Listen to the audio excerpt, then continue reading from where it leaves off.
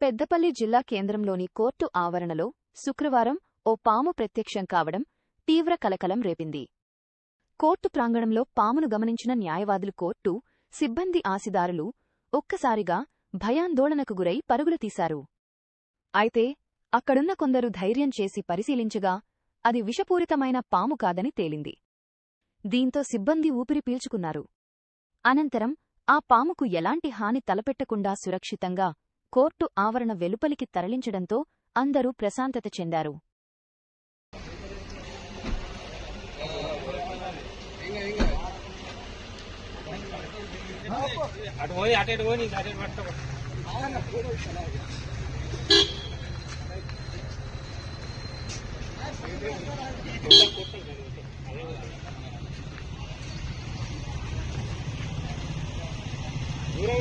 దూరం